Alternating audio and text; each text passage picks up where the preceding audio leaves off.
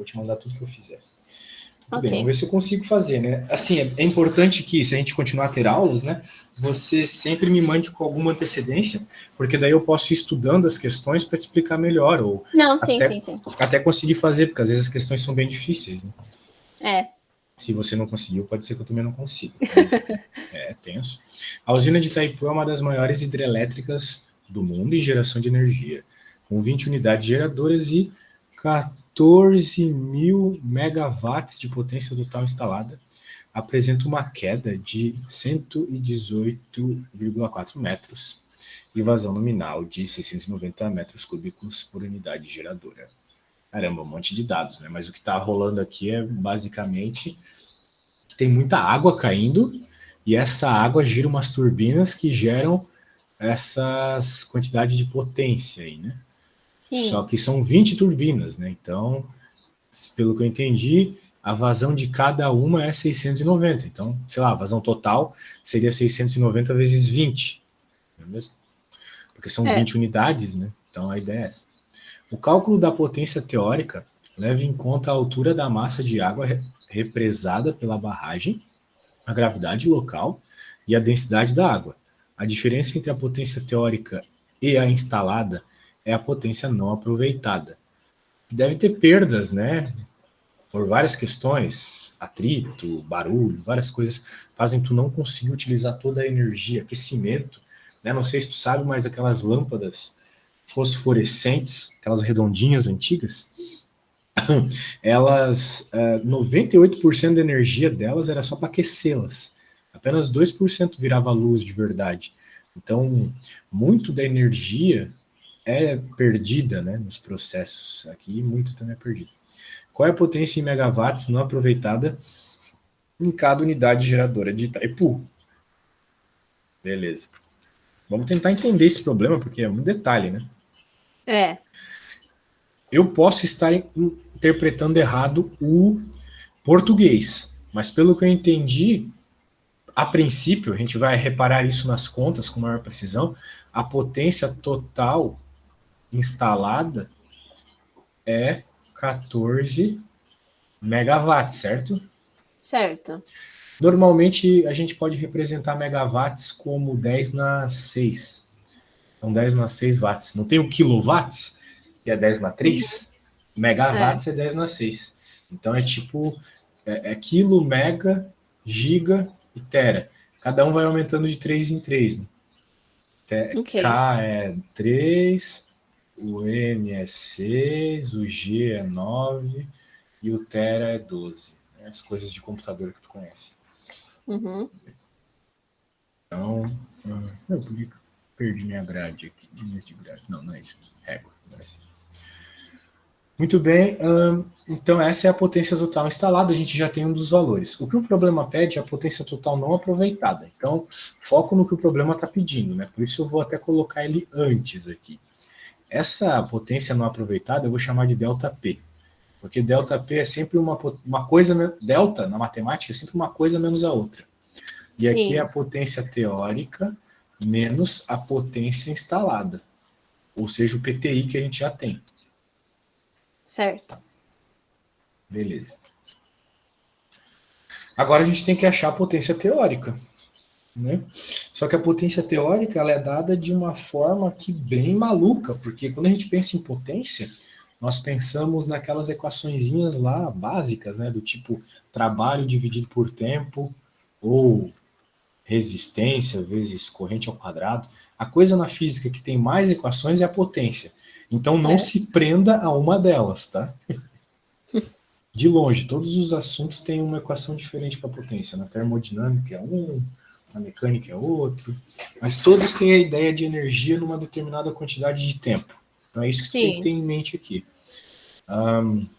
Muito bem, né? E qual é a energia aqui? Bem, a energia conservada da queda da água, né? Então Isso. esse aqui, por mais que eu tenha colocado uma letra grega bizarra, é o trabalho, aquela coisa lá que a gente aprende no primeiro ano do médio, que é basicamente força vezes deslocamento. E aqui a gente está Isso. falando da força gravitacional deslocando uma determinada quantidade de água, né? Então, é isso que a gente tem Uhum. que cuidar aqui. Então, a força vezes deslocamento aqui vai ser basicamente a energia potencial gravitacional. Então, vai ser a energia potencial gravitacional dividido pelo tempo. Mas em nenhum momento ele fala de tempo diretamente aqui, né? Ele É, fala um pouco sobre tempo quando ele fala da vazão nominal, né? isso. A vazão nominal é o que vai nos dar o tempo.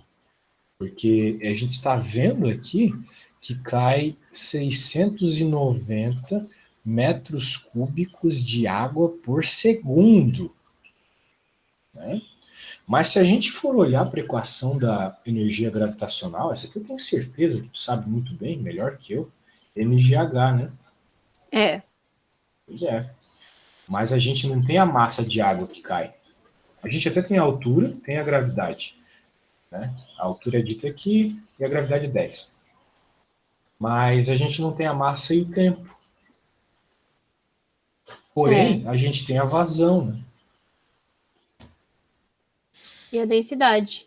E a densidade, exatamente. Então, se a gente sabe densidade, a gente tem uma tua charada. Se uma vez que densidade é massa por volume, então a massa, que é o que realmente nos interessa aqui, É volume vai. vezes densidade. É. Isso, exatamente, exatamente. E mais legal que isso, olha só que impressionante. Massa dividido por tempo é a vazão. Hum, Vou por Vzinho assim de vazão, tá? Que vai ser então a densidade vezes o volume dividido pelo tempo, né? é. Então, acabamos de ver, né, que nós temos a vazão aqui. Olha só. Né? Tu não concorda comigo que isso aqui é vazão? Sim. Então, se a gente já tem a vazão, já pode colocar tipo vazão vezes gravidade vezes altura. Potência vai ser vazão vezes gravidade vezes altura. Então, foi feito tudo numa análise algébrica. O que eu quero te mostrar com isso? Na física, que pelo menos isso sai da nossa aula hoje, se, sei lá, a gente não vai continuar a ter aula ou qualquer coisa do gênero. Na física, Marcela, você sempre tem que resolver algebricamente primeiro, com as letras, porque muitas coisas se cortam, muitas coisas se compensam, ok? Então, primeiro com as letras, depois tu pensa em jogar números. Uhum. Muito bem. Então agora a gente já tem tudo, né? Só que tem um detalhe. Nós estamos falando da potência da represinha aqui toda. Então tem que ser isso vezes 20, porque esse negócio aqui é por unidade geradora. Por unidade geradora. E como tem Sim. 20 unidades geradoras, então tem que ser vezes 20. Então vamos chamar aqui agora sim de potência, como é que eu dei o nome aqui? PT, potência teórica. A potência Isso. teórica, então, será 20 vezes essa coisa arada toda, ok? Olha Uhum. só, eu preciso que você faça essa conta para eu saber o que tu sabe e o que tu não sabe de matemática mais básica assim, tá? É quando chegar Ok. na resposta, me fala. Eu vou te fazer umas perguntas bem idiota, talvez, durante a aula, mas é porque eu preciso saber mesmo o que tu sabe e o que tu não sabe, tá? Senão fica difícil Ok. medir as coisas. Então, falando nisso, eu vou rapidinho no banheiro e já volto, tá? Quando eu voltar, eu quero a resposta. Tá bom.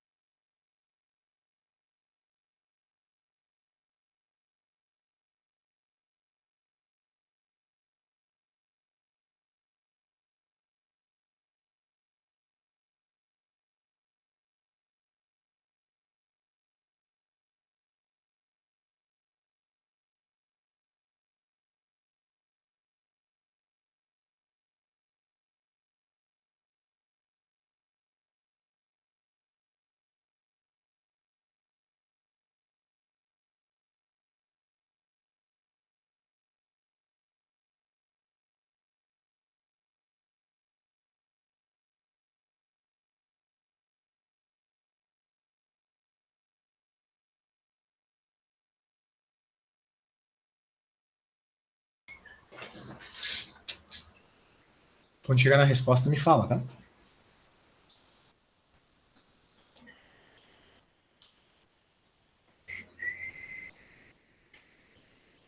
Ah, não esquece de estar no mudo.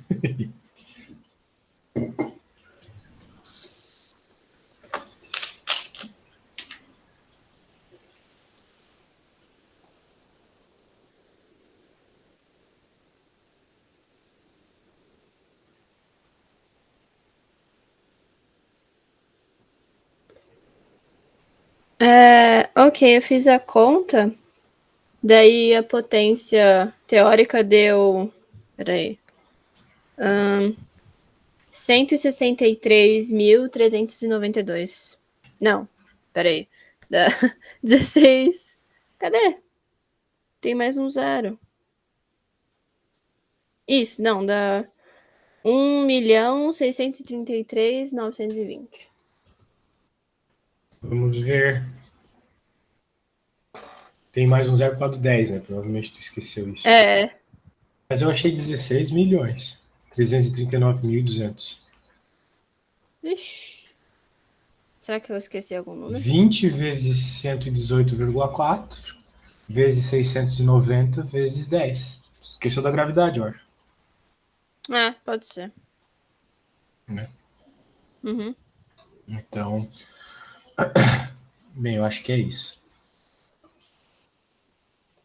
Muito Ok. bem, muito bem, muito bem, muito bem. Então, deixa eu pôr aqui esse númerozão que a gente acabou de chegar, né? Deixa eu colar aqui. Uhum. Então, vai ser este mano aqui. Provavelmente tu esqueceu de algum detalhezinho, depois você arruma. Bem, esse número, de fato, é um pouco parecido com o número que nós temos lá em cima. O 14 milhões, né? Porque, né? Porque 14 mil megawatts, 14 mil megawatts é 14 mil vezes. Putz, eu até errei aqui. Eu estou meio devagar hoje, desculpa. É 14 mil vezes 10 na 6. É. Não é 14 vezes 10 na 6. Só o megawatt já é. Só o mega já é 10 na 6, né? Então, Uhum. eu posso estar enganado, mas a gente acabou de pegar um número enorme aqui. Quanto é 14 mil vezes 10 na 6? É 1 milhão, se eu não me engano. Então, deixa eu pegar aqui. 14 mil vezes 10 na 6. São 6 zeros, né? É. É, isso, nossa. Olha o número que deu. Deu 14 bilhões. Uhum. Deu bem Será que dá pra diferente. gente fazer a potência total dividido por 20? Não, a potência do. Ah, esse detalhe também. Isso não ia mudar muito a escala, de toda forma. Uhum. É.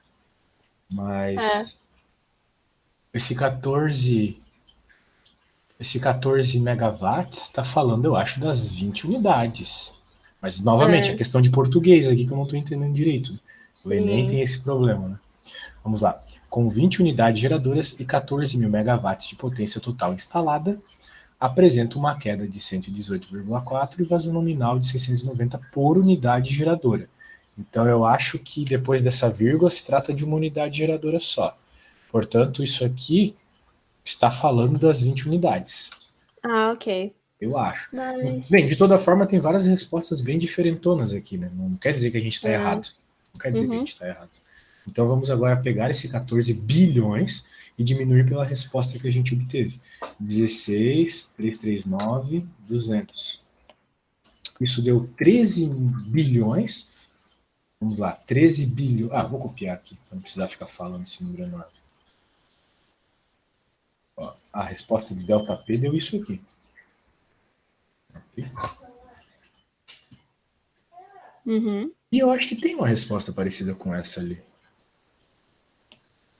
Aqui, ó. Tá vendo? É. É parecidíssima. Não, também, porque é 983 e aqui tá 183. É. Mas, bem, que detalhe pode. Bem, de toda forma, vamos ver se está na escala, porque eu tô achando que essa é a resposta mesmo. Como verificar se está na escala? Aqui veja que está falando de megawatts, né? Uhum. Então, megawatts é 10 na 6. Aqui a nossa resposta está em watts. Como que a gente passa para megawatts? Você sabe passar de watts para megawatts? Dividido por 10 a sexta, né? Exatamente. Dividir por 10 na sexta. O problema é que na hora da prova, tu não vai ter isso. Né? É. Então, como é que tu vai fazer? Tu vai fazer o seguinte, ó, vou dar até um zoom aqui. Tu sabe que é 10 na 6, então tu vai ter que ter um número dividido por 10 na 6, que na prática é puxar a vírgula. A vírgula no momento está aqui. Então tu vai Isso. puxar ela 1, 2, 3, 4, 5, 6. A tua vírgula vem aqui. Então, ΔP em megawatts vai ser 13.983,6 watts. Que está na escala desse aqui, ó. Também está 13.000 aqui. Ó, que maravilha. Então, por isso que eu acho que é essa e a gente só perdeu algum número aí no caminho. Multiplicação errada, algo do gênero. Uhum. Mas, veja, tu entendeu a lógica do problema, então? Veja que Entendi. a resposta numérica é o que tem de menos difícil aqui, né? O problema é verificar a questão da interpretação do que é essas potências, principalmente isso aqui, né? Principalmente isso aqui, a questão de que aqui mesmo já está a vazão, e apesar de ele ter dado a densidade, você nem vai usar ela. Ele já deu diretamente a vazão, que é o que entra na conta, né? Isso aqui é vazão. Então, Sim. a tua potência vai ser simplesmente isso aqui, né? Vazão vezes gravidade vezes altura. Daí é só substituir direito os números. Muito provavelmente eu que errei algum número lá na hora da substituição, mas a resposta com certeza é essa. Tá bom? Tá bom.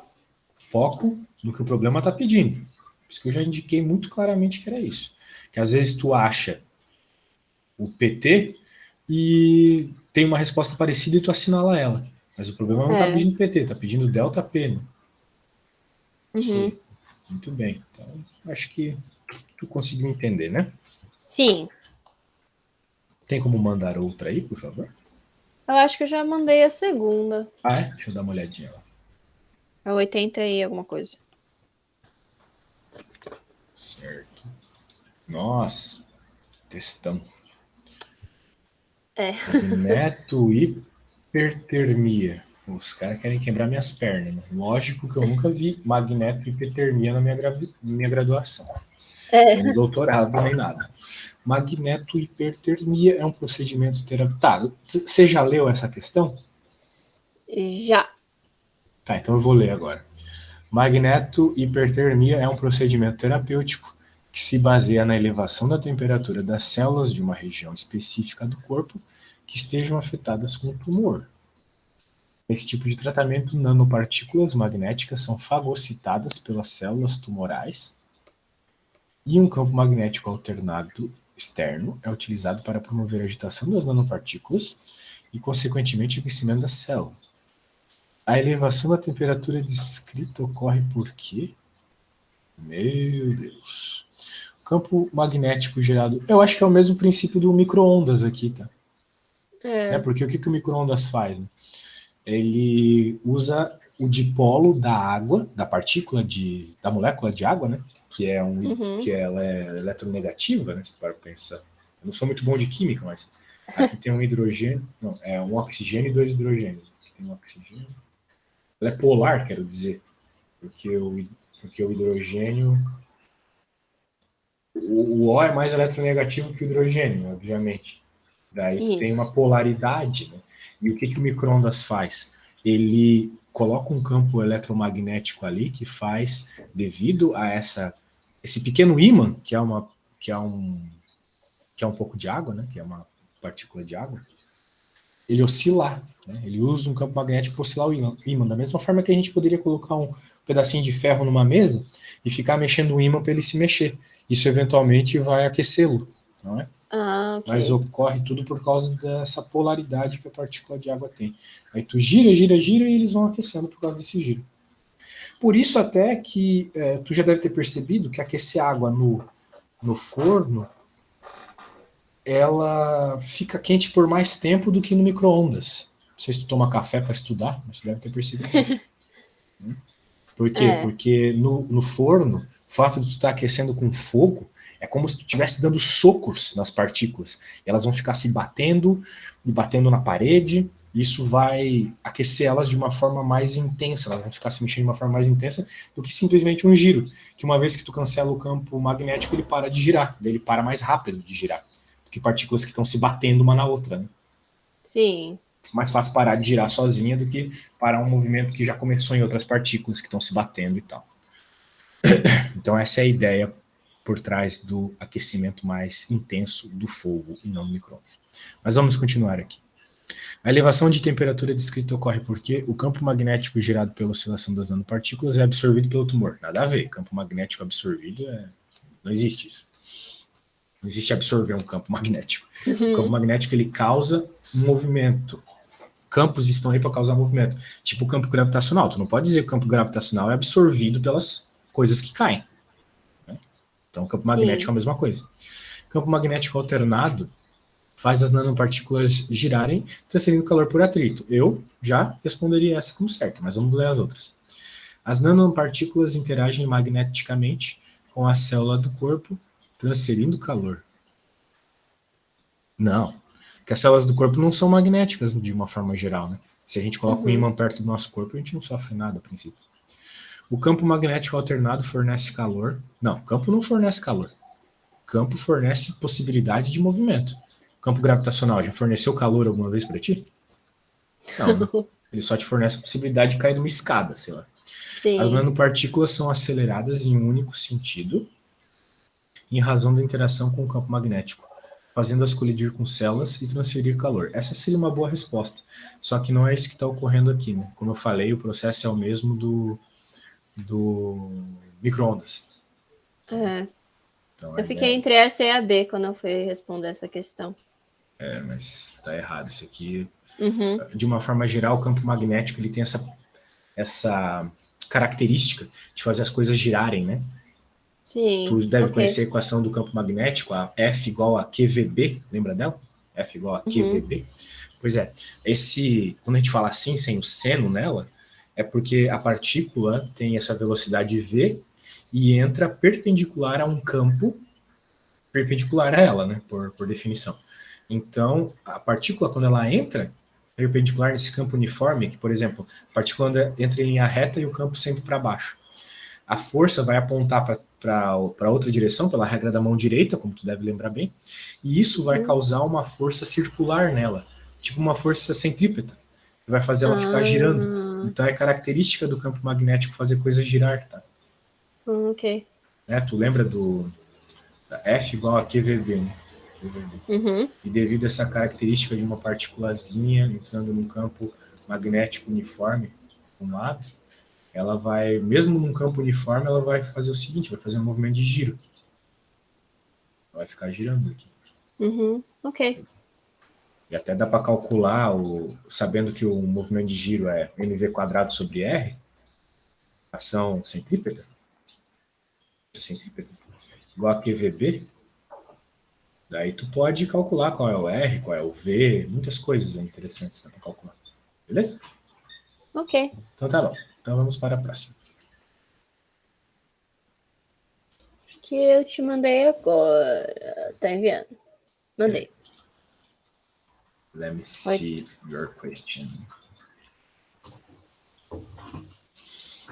Meu Deus, outra teórica. Que saco. Às vezes parece que eu tô enrolando quando eu não tô fazendo uma conta, mas põe fé no que eu tô falando, tá? Só te peço isso. Minha fé, meu irmão. No experimento, um professor deixa 2 bandejas de mesma massa, uma de plástico e outra de alumínio, sobre a mesa do laboratório. Após algumas horas, ele pede aos alunos que avaliem a temperatura das 2 bandejas, usando para isso tato. Seus alunos afirmam categoricamente que a bandeja de alumínio encontra-se numa temperatura mais baixa. Intrigado, ele propõe uma segunda atividade. Intrigado. Professor de física que não sabe isso, meu Deus. Ele propõe uma segunda atividade que coloca um cubo de gelo sobre cada uma das bandejas que estão em equilíbrio térmico com o ambiente. Eles questionam em qual delas a taxa de derretimento do gelo será maior. O aluno que responder corretamente ao questionamento do professor dirá que o derretimento ocorrerá mais rapidamente na bandeja de alumínio, pois ela tem uma maior condutividade térmica que a de plástico. Mais rapidamente na de plástico, pois ela tem inicialmente uma temperatura mais alta. Bem, isso aqui a gente já vai excluir, porque elas estavam todas em temperatura ambiente, lembra? Sim.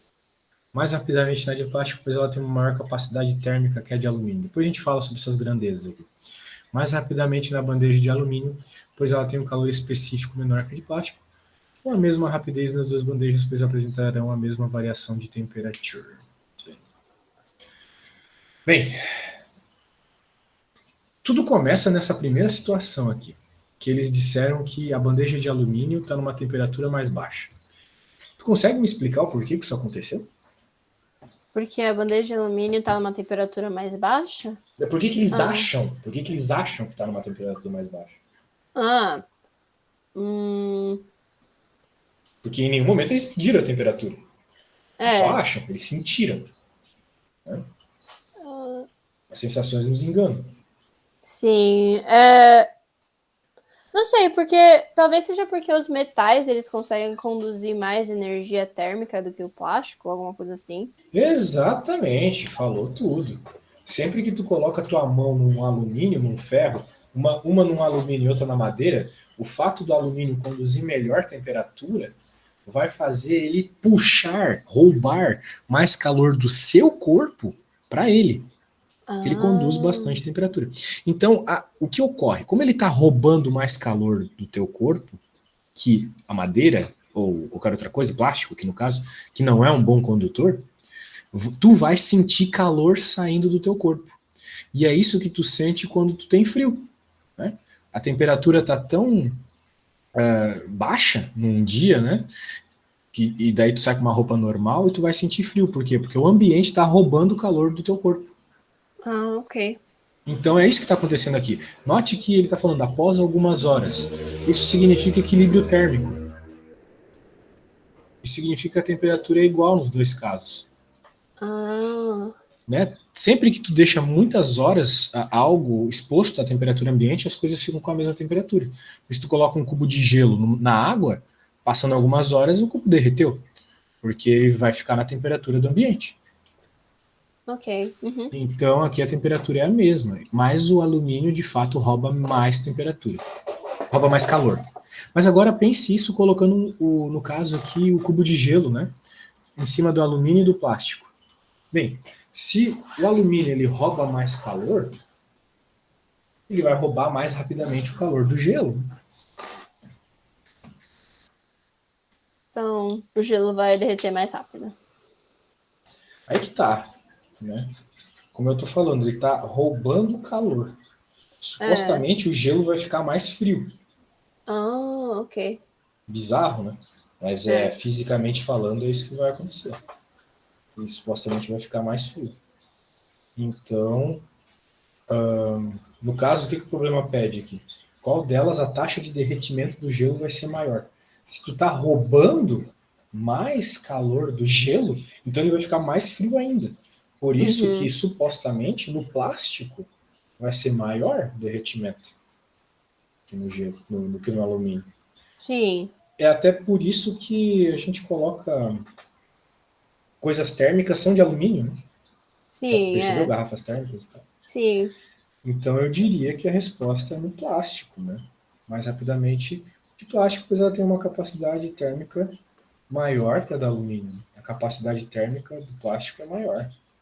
Mas lembrar de capacidade térmica, né? O que é capacidade térmica? É lá no Kimacete, né? Delta T. Então é esse Czão que aparece aqui. Delta T. Então. Aí que tá, né? Eu tô achando meio esquisito essa resposta aqui, porque a capacidade térmica do plástico não me parece ser maior que a do alumínio. E se eu coloco uma quantidade alta de calor, vai causar uma maior variação de temperatura no plástico do que no alumínio. Bem, mas é o que está dizendo aqui, né? Querendo ou não. Tu tem o gabarito dessas respostas? Tem, eu tô vendo agora. Vê aí, por favor. Que é 84, né? Isso. Então, Será que essa aqui é de 2016 ou 2015? Acho que é 2016. Então... Você falou que ia pegar de 2016. É. É que tá estranho porque eu botei aqui... Ai, peraí. Às vezes o site da INEP me dá um... Tá errado aqui, peraí. Segundo dia, prova azul, primeira aplicação. Isso mesmo.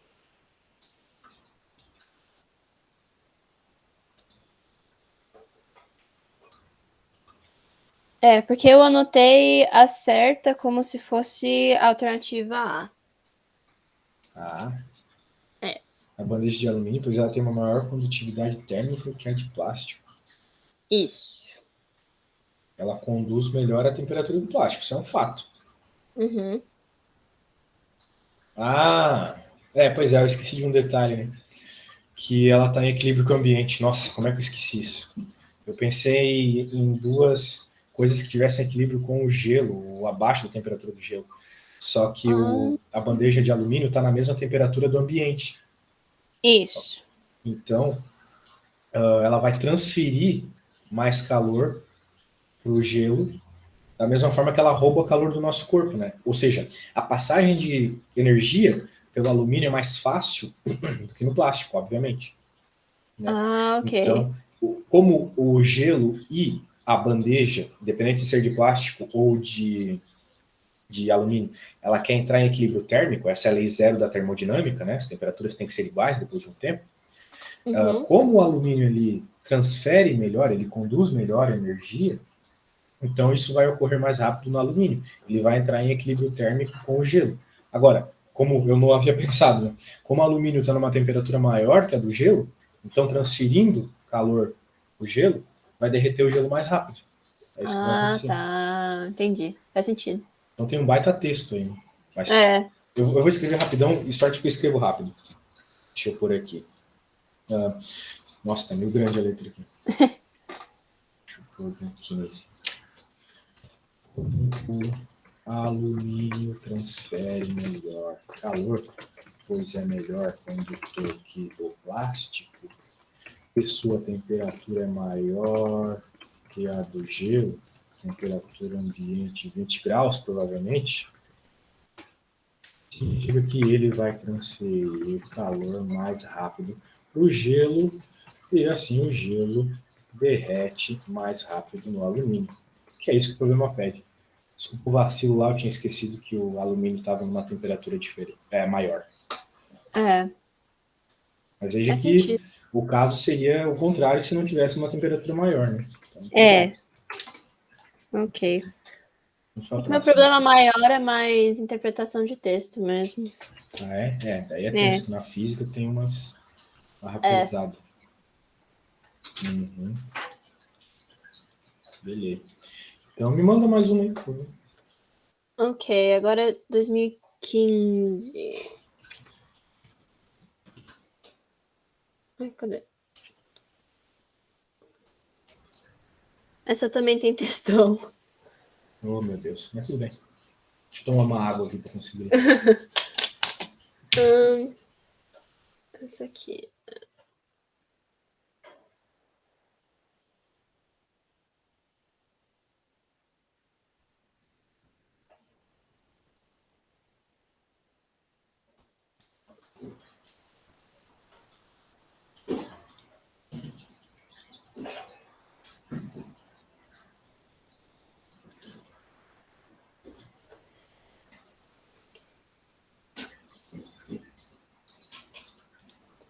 É.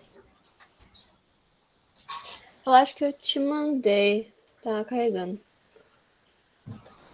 Pode ser que meu WhatsApp esteja travado. Deixa eu abrir no celular aqui. Ah, foi. Eu imaginei que fosse isso. Beleza, vamos ver. Meu Deus, barquinho. Algo do gênero. É difícil de ler esse enunciado aqui. Vou pegar uma por partes. Cara, olha isso. Como é que a pessoa vai ficar lendo esse monte de coisa e ainda vai conseguir resolver as questões no final?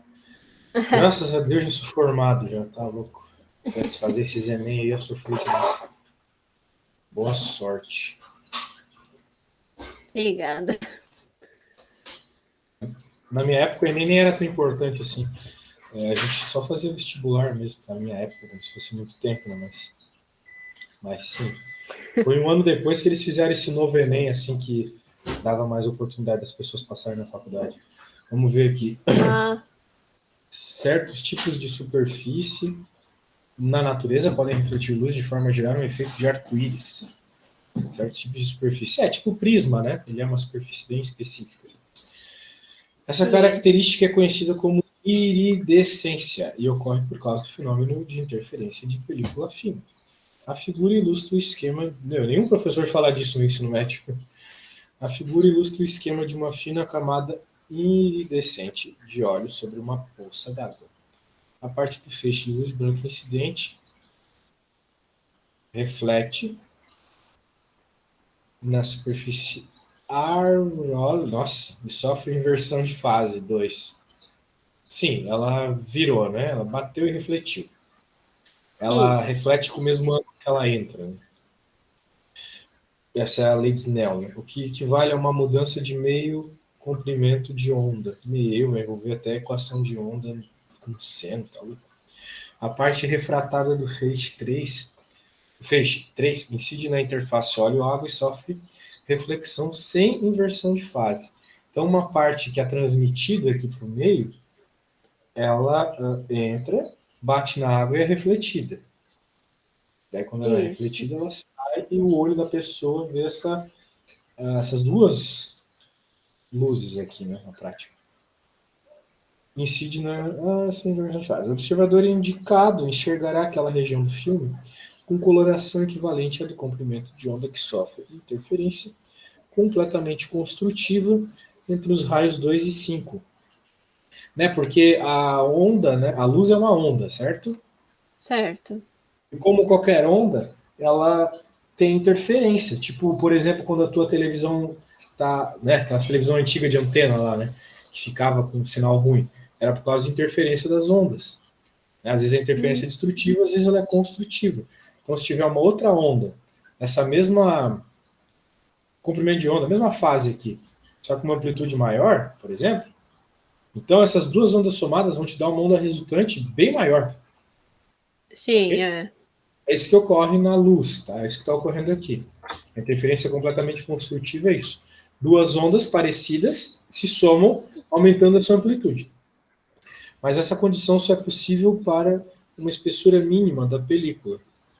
Considere, porque tem que ter um valor específico, porque já que a onda vai passear aqui, dependendo do valor que ela tiver, pode ser que saia não com interferência construtiva, mas sim destrutiva. Ah, tá. Uhum. Considere que o caminho percorrido em 3 e 4 corresponde ao dobro da espessura E da película de óleo. 3 e 4. O caminho percorrido em 3 e 4 é o dobro da espessura E da película de óleo. Tá, eu não estou entendendo o que ele está dizendo, porque o próprio E é a película de óleo. Ou se ele vai e volta, né? Ele está dizendo que a saída e volta é 2E. Isso que ele está dizendo, eu acho. Que é para a gente desconsiderar o fato de nós termos um triângulo aqui, né? A gente vai considerar apenas que ele bate e volta. Eu acho que é isso que ele está dizendo, tá? Tá realmente esquisito aí. Expressa em termos do comprimento de onda lambda, a espessura mínima é igual a... Caraca! Barra pesada aqui, cara. Barra pesada, Joe. Porque para isso tu precisa saber, assim, para saber resolver direto, né? Tu precisa da equação dos filmes finos e a equação da sobreposição de ondas, né? E provavelmente não sabe a equação da sobreposição de ondas, né? Não. Pois é. E eu digo, eu não sei nem se isso está no livro de ensino médio. Portanto, eu vou abrir o meu livro da faculdade aqui, que lá eu sei que tem. Só um segundo. Caramba, que questãozinha. Meu Deus, que medo. Eu não lembro de cabeça essa equação porque a gente usa muito pouco. Deixa eu ver aqui. Oscilações, ondas, equação de onda. Aqui, princípio de superposição de ondas.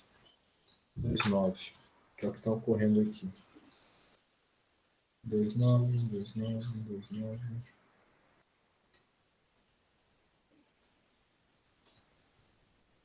Olha só. Não tem uma equaçãozinha mais simplificada? Não, acho que vai ser a mais simples possível.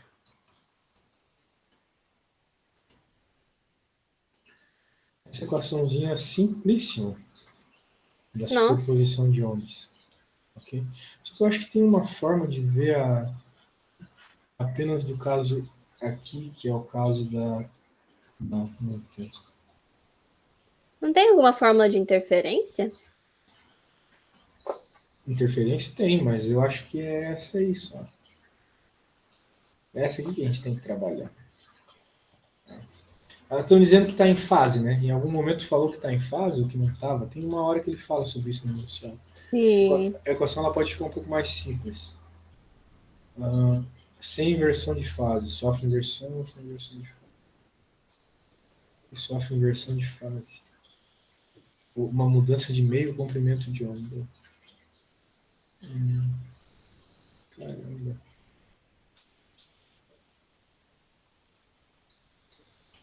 Meio comprimento de onda. Ele está falando de meio comprimento de onda lá, mas... Meio comprimento de onda é quanto falando de uma onda inteira? Né? Meio comprimento de onda é uma mudança de fase de π.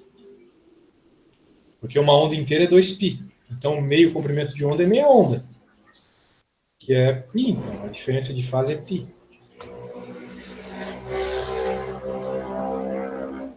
Agora, eu quero... Veja que o problema não tem nem muito a ver com isso.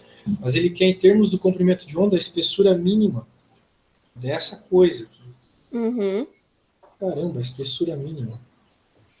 Em termos do comprimento de onda. Bem, aqui, o que ocorre é que, ao passar, né, daqui para cá, tem que ter uma diferença de π para nossa onda.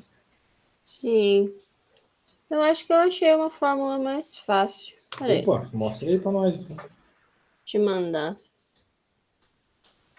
Porque do cursinho eles tinham falado alguma coisa da fórmula de interferência.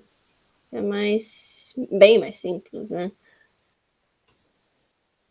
Essa aqui. Mandei. Vamos ver. Nossa, eu vou te falar, essa expressão eu nunca vi. Então. Apesar dela ser bem simples, né? É uma expressão bem simples. Vamos ver aqui do que ela fala. Meu Deus, que questão, cara. Diferença numérica entre as distâncias das fontes ao observador. No Sistema Internacional, sua unidade de medida é metro. Então, eu acredito que o ΔX aqui seja... A espessura, seja o 2Z, então. 2Z. Uhum. N. Fator numérico que indica se a interferência é construtiva ou destrutiva. Bem, Isso. qual que é o N aqui? A gente sabe que é construtiva, mas ele não está dizendo qual que é o N para o caso do construtivo. Uhum. Vamos ver. Eu acredito que seja um inteiro. Normalmente, construtivo é inteiros e destrutivo é meio. Então, aqui o N tem que ser 1, eu acho. Se fosse destrutivo, seria meio. Mas, para te mostrar isso, eu ia ter que te mostrar toda a teoria de onda. É que ele tá falando que é a espessura mínima, né? Então tem que ser, tipo, o menor número inteiro. Isso, que é 1. menor número inteiro que é 1. Então, realmente, para outras espessuras também daria certo. Se fosse destrutivo, seria meio. Comprimento de onda incidente no Sistema Internacional, sua unidade é medida em metros. Bem, então aqui ficou a little bit fácil. Né? Já que o ΔX é 2Z, aqui é 1 e aqui é comprimento de onda, ele quer a resposta em função do comprimento de onda. Note que ele quer saber a espessura mínima. Sim. Só que é 2Z, porque ele vai e volta. Então não é só E que entra na conta. Né? O ΔX é 2Z, a diferença é 2Z. Então vai estar... Vai ser A, né? Ok. A resposta é A? É isso mesmo. Beleza. Caramba. Ai. Doideira, hein? É mesmo? Que onda, que onda. Complicado. Não esperava uma questão dessa no Enem, pra falar a verdade. Eu vou te falar, essa equação aqui a gente não vê ela na faculdade. Na verdade, a gente sempre sai dessa aqui para chegar naquela, né? Então, ok. é treta tu decorar todas, né? Então a gente tem que saber de onde vem elas, né? Mas assim, até hoje eu não tinha visto nenhuma questão com essa aí. Vamos para outra. Ok, agora é de 2014, peraí.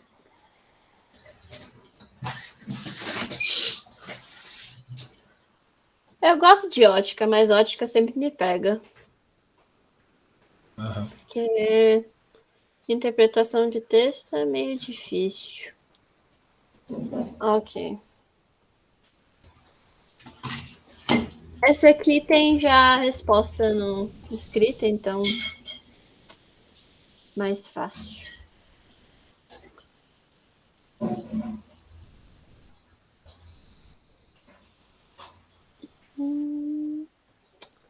Ok.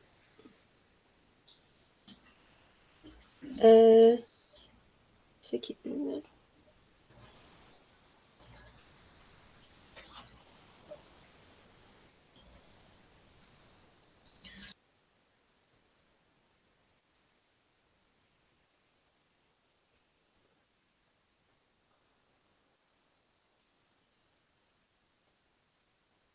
Pronto, mandei.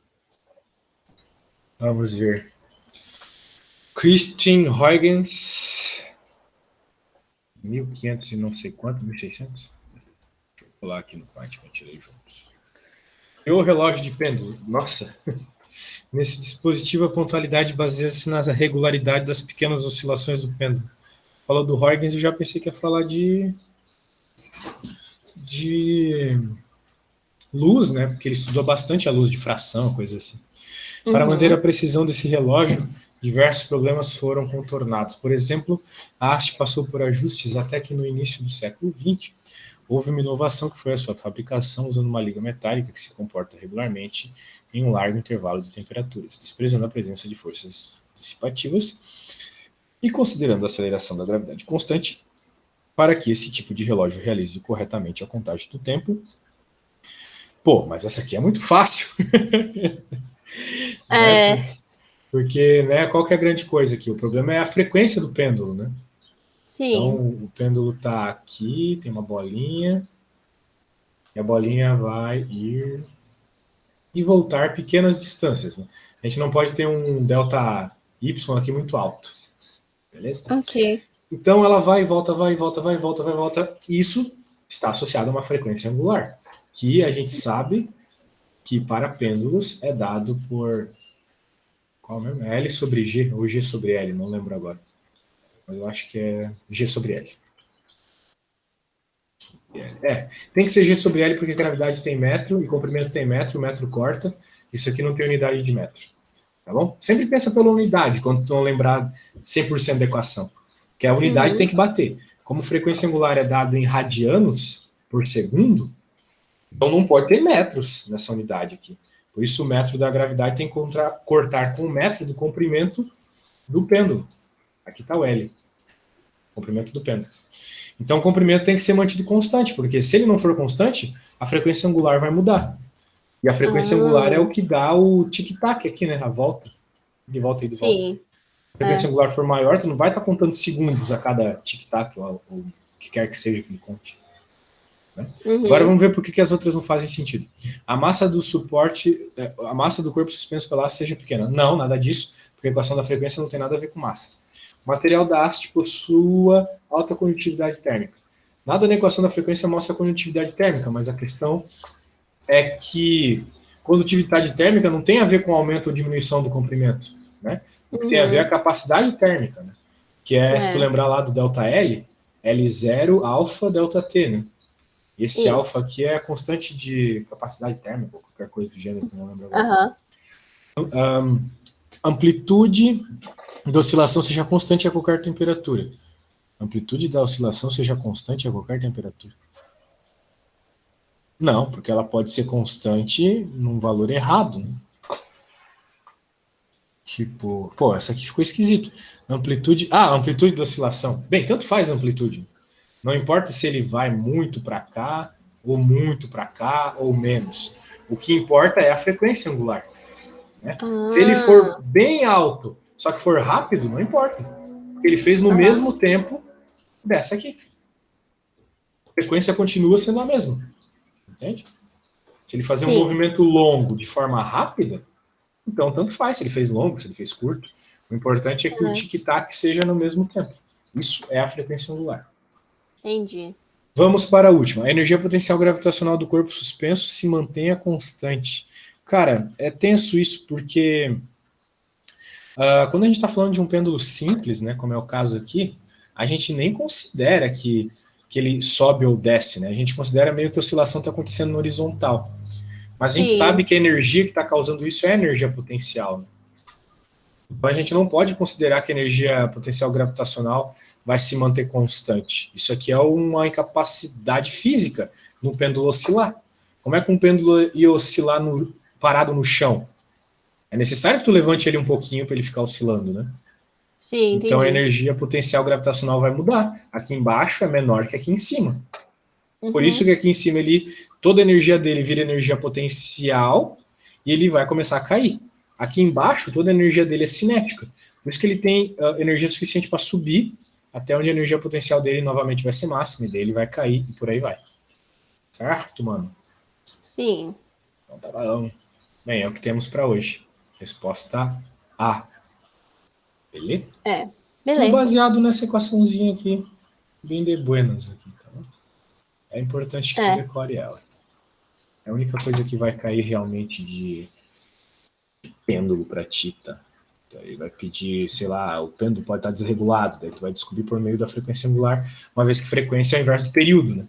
O período que ele oscila tem que ser 1 segundo, se for um pêndulo que mede segundo. Então, é isso. Ok. É basicamente isso, tá bom? Tá bom. Então tá bom, eu vou te mandar tudo que nós fizemos até agora. E logo mais eu te mando o vídeo quando eu postar no YouTube, beleza? Ok, obrigada. Tá bom, espero que tenha gostado. Daí, caso a gente faça mais aulas, na próxima você me envia com alguma antecedência para me preparar um pouquinho melhor, beleza? Sim, ok. Então tá bom. Tchau, tchau. Tchau, obrigada. Eu que agradeço.